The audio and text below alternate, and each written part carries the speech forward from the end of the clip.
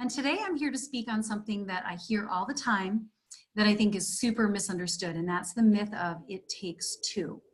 Now, this is the belief that both partners in a marriage have to be equally involved in turning it around if you're, stuck or in crisis or struggling. And I recognize that to say that that is a myth is really not a popular viewpoint, because the tendency is to really think, why should I have to do the work? It takes 50-50. Any efforts I make won't yield any results unless they're participating with me, because it takes two, right? But the problem with this belief is that, aside from the fact that it's not true, and you're losing out on opportunities if you are stuck on that idea, it's that this idea is actually extremely damaging. So what I mean is that a lot of couples who could have succeeded, they give up based on this idea. They basically throw in the towel because they don't think that it can work, because they're focusing on their spouse and trying to get their buy-in rather than leveraging the control that they have. So what I want to do today is really just talk about this myth of it takes two, what it is and how it's perpetuated and how it shows up. I want to talk about why this is not the right way to think about relationship transformation, how it impacts your marriage negatively, and what you can do instead. So in the meantime, if you can hear me or see me, just drop a note below or a comment and say hi. Let me know where you're from, and feel free to ask any questions as we go along, and I'll try to answer them after the call or after this talk. So let's start with what this is. It takes two is pretty self-explanatory, but it's actually a two-part myth, right? First is the notion that if you can't get your spouse to participate, you really can't do anything, and your hands are tied. Yes, it takes two to create a dynamic. Yes, it takes two to stay committed, but it does not take two to turn the tides. It does not take two people to take the bull by the horns and to say, I'm going to lead the way. I'm going to catalyze change in this relationship. Now, the only caveat to that is if you're in an abusive relationship with somebody who's a full-blown narcissist, or if you're physically afraid of your spouse, or if they have an untreated acute addiction. In that case, it doesn't really matter what you do. You probably won't be able to affect any kind of changes. But if that's not you, if you're in an overall decent relationship, you've got some entrenched dysfunctional patterns like most relationships do, you're feeling stuck, you feel like you can't get out of it, you promise to change, and then you keep doing the same things over and over again, and you just don't understand how to break out of it, then I want to empower you by letting you know it really doesn't take two. Even if your spouse isn't sure about counseling or reading the books that you're interested in, you can take action now. But first, let's talk about why this is such a problematic myth, okay? First of all, it just gives away your power. It creates powerlessness. If you think that you have to get your spouse to go to counseling and they don't go with you because you're thinking, well, it takes two, then you give up. You think that that's your only choice, right? Or you try to drag them to counseling, and then maybe they won't really resonate, or maybe they stop going after a couple sessions, or you might not agree on the choice of the counselor and you're arguing after the sessions. This happens a lot. Couples will argue after the sessions. They feel like the counselor took sides, or they felt like the counselor stayed focused on the problems for too long, and it wasn't really productive. So you really are losing your power when you put it all in that model, that once a week counseling model. You also end up losing opportunities to take action now, to feel better now, to find leverage now, if you're focusing on that, right? Because you're waiting around for something that's not happening, and in the meantime, you're just wasting days and weeks and years and missing opportunities that I will share with you in a second. The other way that this myth of it takes two shows up is in the idea of 50-50 thinking. It's that keeping score mentality. It's got to be 50-50, or else it's not fair, or you're going to be getting the short end of the stick. And if you're making an effort and they're not meeting you halfway, then you feel like the fool, or you feel like the vulnerable one, or you feel like the chump, right? This is a really common thing. And the problem with this is that it's essentially, it's a score-keeping mentality. It's part of giving your power away, but it's this attitude of like, well, if they're not going to do this, then why should I do that? They're not going to do X, I'm not going to do Y. Or if they're going to do that, well, then I'm going to do this. And you're always kind of aware of who has more, who's doing more, who's getting shafted, right? It's a scarcity mentality. It's not powerful. It's not true. It's not sexy. It's not helpful. And it's definitely not conducive to true love. So, and the reason why with this mentality, you're not prone to seeing the big picture, basically, when you're thinking 50-50. Because the truth is, it might not be 50-50. Maybe it's 80-20. And maybe the counselor sees that it's 80-20 and they call somebody out on unproductive behavior, or the therapist might call something out, and then couples feel like, well, they're taking sides, right? Like it has to be, we have this belief that with counseling, traditional couples counseling, that it has to be super neutral and equitable in terms of who is more responsible for the problems.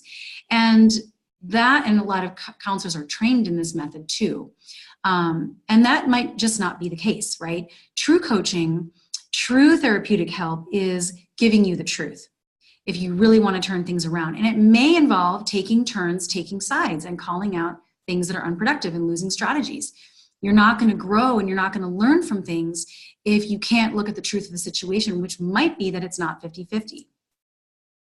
The other problem is that the 50-50 mentality limits your options to just one, which is that traditional couples counseling, because the couple is the client, right? That's the whole idea. You as an individual, you're not the client. The couple is the client. That's how they bill it under. That's what the diagnostic code necessitates. And if both people aren't there, it's not even a session, right? And so they won't even see you and they'll turn you away. So if one person's on the fence or if they're just dragging their feet, you've exhausted your options. And of course, you're going to feel hopeless. And aside from, and this is an aside, but the traditional method also has very poor outcomes. It's just not enough support. It's very problem focused and it fails for a lot of other reasons as well. But in the context of what we're talking about today, it's essentially you've exhausted your options after one try, right? Couples counseling. And some people I know have gone through several couples counselors, and because of this 50-50 thinking, they end up getting turned away. Now, hopelessness, as we know, is one of the biggest causes of failed marriages, because if you think you've exhausted your options, obviously, you're going to just say, well, we tried, and you're going to throw in the towel. Hopelessness also breeds negative narratives.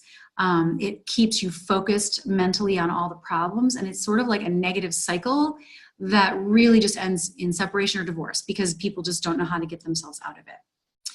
So what do you have to do instead? If you want to break out of the it takes two nonsense and you're like, well, I'm wanting to move forward, but my spouse is on the fence. What do I do? There's three things. One is you want to focus on your side of the street in a systematic, radical way. And I'm not just talking about like an hour a week you're setting aside thinking about your relationship or working on your relationship. I'm talking about high traction, because if you're the one that's starting with 100%, you're bringing your A game, and you're the one leading the way, you're going to have to show up every day. You're going to have to show up with a radical intention of doing everything differently and bringing your A game to the table. That requires a daily action approach. It requires showing up for yourself and changing your entire way of thinking. And that's really letting go of what your spouse is doing. So systematic, daily, radical action, that's what it's going to take, okay? Now, the good news is that's what it would take anyways, even if your spouse was showing up 100% and you were like, all right, we're 50-50, we're both in 50-50, right? You still would have to do this. There's no bypassing this. It's just that you're going to get to it faster if you just say, all right, I'm here. I'm willing to make an effort. I'm willing to make a change. I want to fight for what I want to fight for, regardless of what my spouse is thinking. It's not that they're leaving, but they're not really wanting to do what I'm wanting to do, and I'm not going to let that stop me, right? That takes daily action, not once a week. The other thing you have to do is really take ownership of everything that you can do differently that you've thought about doing that you were waiting for your spouse's help to do.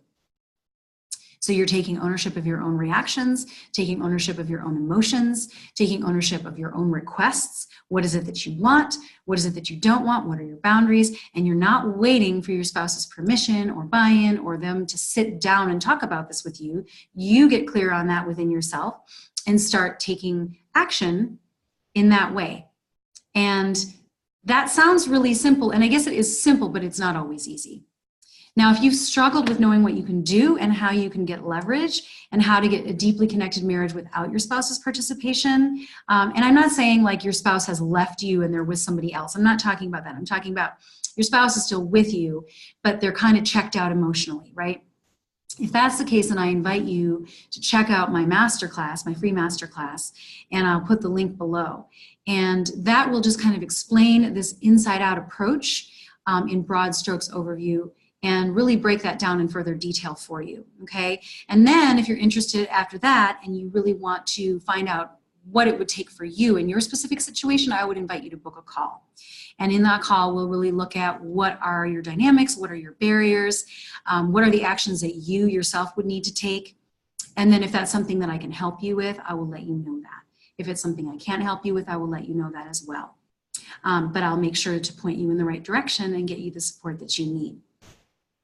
So the first step really is to look at yourself, to commit to taking action now and not waiting around and not foregoing the opportunity that you have right now to feel better, to take the power back, to authentically fight for your marriage in a way that reflects your own values and your own philosophy and your own commitment from the inside out.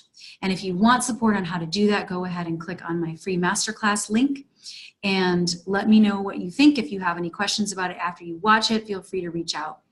And with that, I want to thank you for tuning in, and I will catch you next time. Thanks a lot.